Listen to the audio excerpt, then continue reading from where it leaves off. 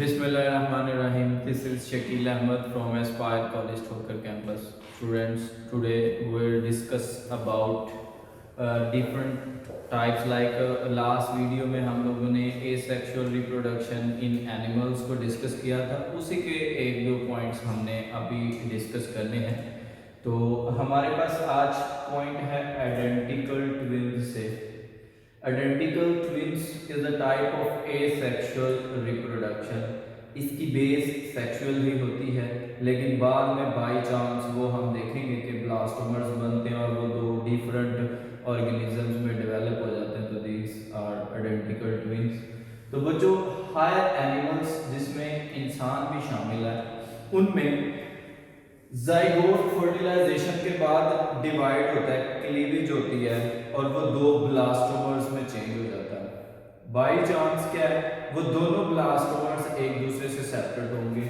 जब वो दोनों एक दूसरे से सेपरेट होंगे तो वो दो डिफरेंट ज़ाइगोट्स के तौर पे बिहेव करेंगे। जब वो दोनों ज़ाइगोट के तौर पे बिहेव करेंगे तो एक ज़ाइगोट, हर एक ज़ाइगोट एक एक इंडिविजुअल बना देगा। इस तरह दो इंडिविजुअल बनेंगे। तो दोनों इंडिविजुअल बेसिकली माइटोसिस से बने हैं, और माइटोसिस से बने तो दिस इज एसेक्सुअली रिप्रोड्यूस।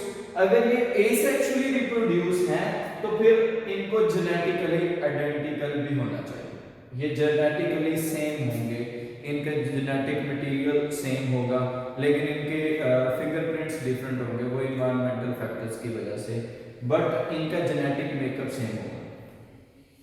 फिर फ्रेटर्नल ट्विंस हैं। फ्रेटर्नल ट्विंस में समटाइम फीमेल में एक या दो से ज्यादा एग्स प्रोड्यूस होते हैं, ठीक है।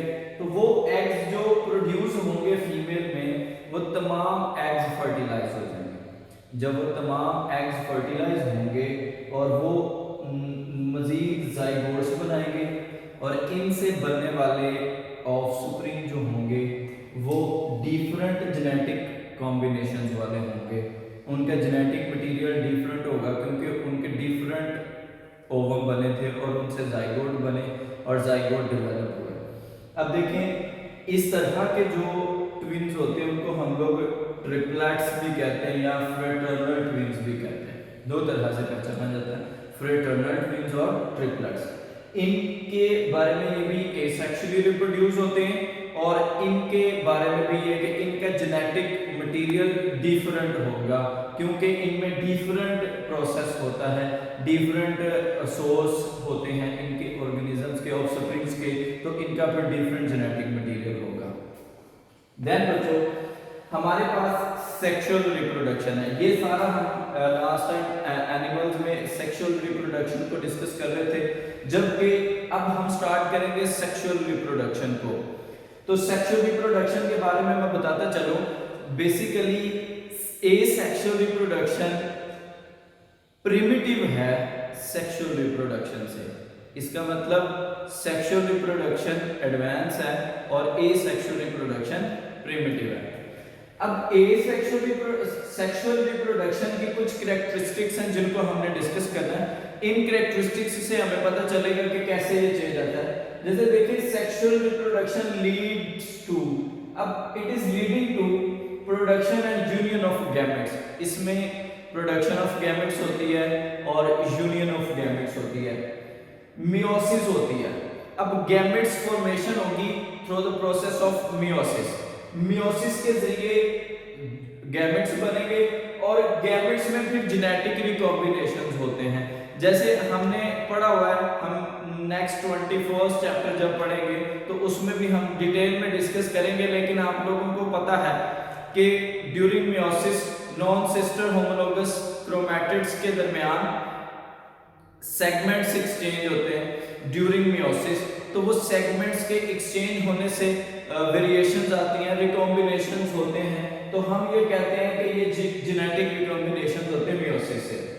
अब सेक्सुअल रिप्रोडक्शन की एक ये भी खासियत है कि इसमें हेटेरोगैमी है। हेटेरोगैमी का मतलब होता है कि डिफरेंट टाइप ऑफ गैमेट्स, जैसे मेल गैमेट्स हैं वो मोटाइल बनते हैं, फीमेल गैमेट्स हैं वो नॉन मोटाइल होते हैं, तो ये दोनों में डिफरेंसेस आएंगे। फिर बच्चों सेक्सुअल रिप्रोडक्शन है, सेक्सुअल रिप्रोडक्शन एडवांटेजेस है ए सेक्सुअल रिप्रोडक्शन से। अब इसकी वजह यह है कि ए सेक्सुअल रिप्रोडक्शन में आइसोगैमी होती है, उसमें सेम टाइप ऑफ गैमेट्स होते हैं, जबकि सेक्सुअल रिप्रोडक्शन में डिफरेंट टाइप ऑफ गैमेट्स होते हैं। हमारे पास बुक में सेक्सुअल और ए सेक्सुअल रिप्रोडक्शन में डिफरेंसेस का एक ग्राफ दिया गया है, एक बॉक्स दिया गया है जिसमें दोनों के दरमियान डिफरेंसेस एक्सप्लेन है। लेकिन हमने चूंकि हमारी इनिशियल फर्स्ट वीडियो थी रिप्रोडक्शन वाले चैप्टर से, उसमें हमने सेक्सुअल और ए सेक्सुअल रिप्रोडक्शन में डिफरेंसेस को एक्सप्लेन कर दिया था, इसलिए यहाँ हम इसके बाद सेक्सुअल रिप्रोडक्शन में नेक्स्ट पॉइंट्स को डिस्कस करेंगे, फर्टिलाइजेशन को डिस्कस करेंगे, डेवलपमेंट की बेसिस पे कैटेगरीज को डिस्टिंग्विश करेंगे और उनको एक्सप्लेन करेंगे।